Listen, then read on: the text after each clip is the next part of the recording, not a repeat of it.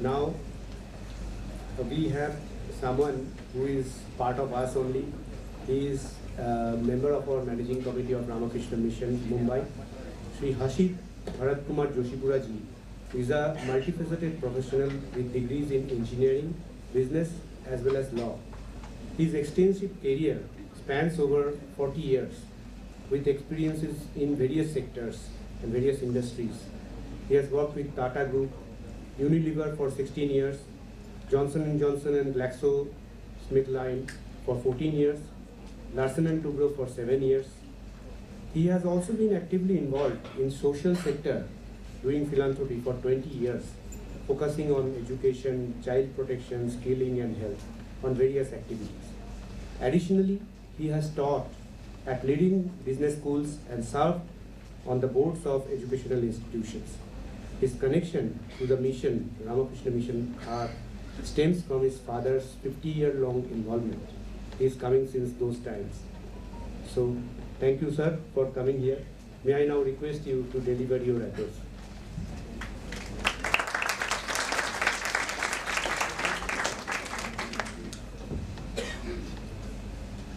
Thank you for that very kind introduction. Revered Swami Satyadevanand Ji Maharaj, other Swamijis, distinguished guests on the stage, ladies and gentlemen, and my young friends. As I was, good afternoon, as I was thinking about, as I reflected on today's subject, which is following the footsteps of Swami Vivekananda in the industrial corporate world, I could not help but reflect on the debates which are raging on how many hours should one work, and the fact that young people today in India are very stressed. Issues about work-life balance, this is all very topical among the youth of today. Now, this is an India which is relatively more affluent India. You know, it's an India where conveniences are easily available for most people, or a large number of people. It's a different India from the time I grew up. So, for example, having a landline was a rarity. Cars were owned only by the rich. This is the time I grew up in. Travel was not that easy. We didn't have the money. But the fact is that we were contented, we were happy, we were not stressed. And more importantly, we were optimistic. We worked hard, but we never thought about work-life balance or, considerations of that kind. And despite the fact that we worked hard, I always had 2 holidays a year, and I found the time to do whatever I wanted to do outside of my professional activities. And mind you, both me and my wife were working, so it's not as if double career households are a phenomenon of today. The question in my mind arose that if that be so, with all this affluence, this hue and cry about so many issues, stress, etc., have we become unidimensional in our pursuit for affluence and material progress? In the 50s, 60s, when the West was undergoing a post-war boom and enviable material growth, these countries were like magnets for the rest of the world. People like me when we were growing up, but we never went. However, the youth here were distressed.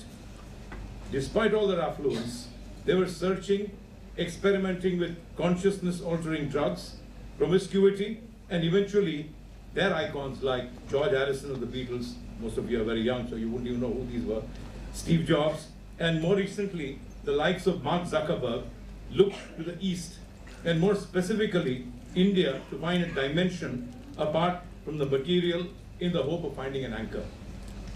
And this was not about finding something outside, because they had already achieved all of that, but it was more about going inwards.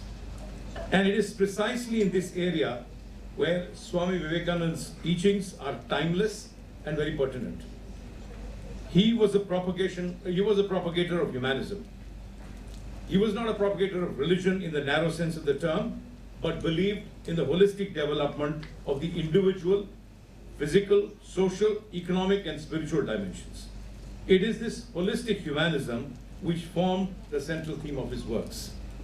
The question is whether, despite having the answers, we as a society, or more importantly, the youth, have to go through the painful and wasteful soul-searching that the developed West went through during its path to prosperity, or will we circumvent and go straight to that which is our very heritage and which we have brought to the world. A greater elaboration on Swamiji's concept of humanism is called for.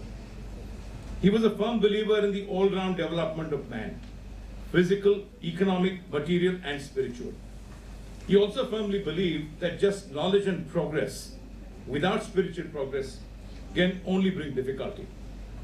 These truths he understood a century ago, and it has played out in the West exactly in that manner.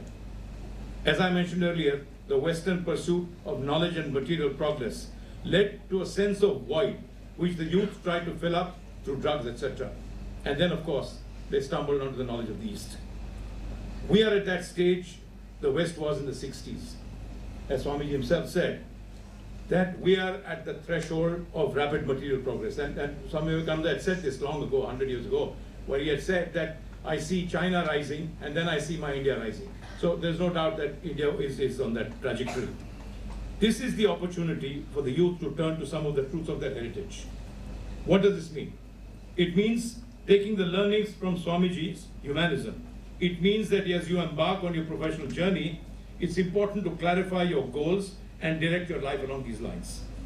At your stage, strengthening the first two dimensions of humanism are important, which are acquiring knowledge and economic pursuit. Society, in fact, will push you to do anything. You don't have to do anything to achieve these two goals, and people around you. It is the third dimension of humanism of Swamiji that you have to personally make an effort on. Although, even here, circumstances or well-wishers may help you.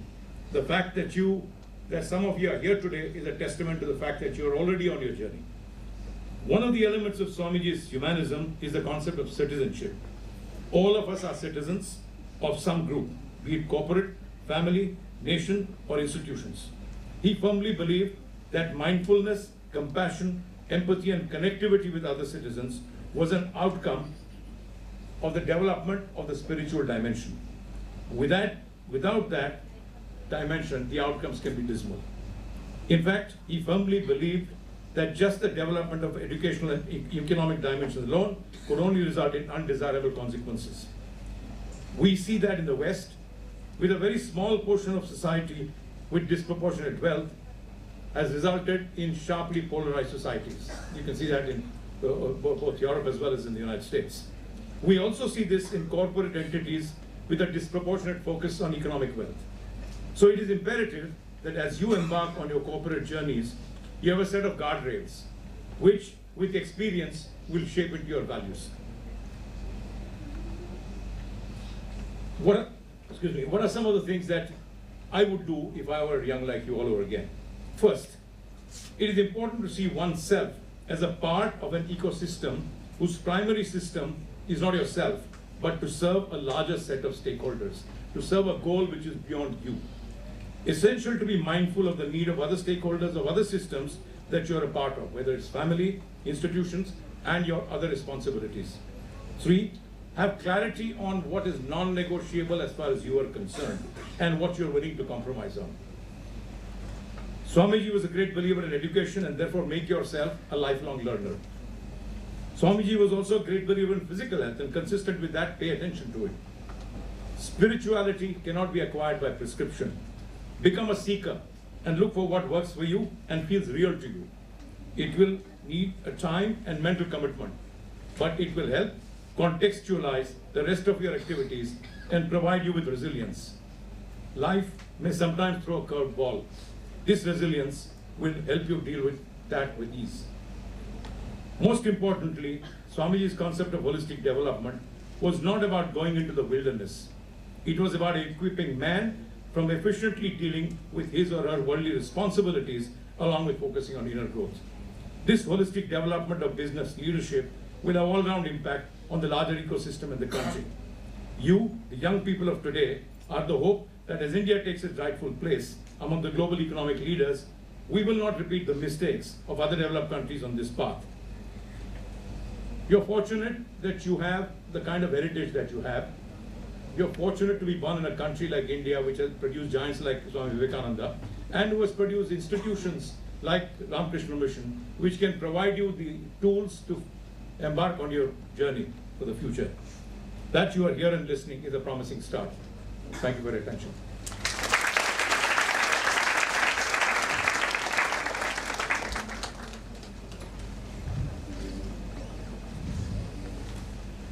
Thank you, sir, for your inspiring speech.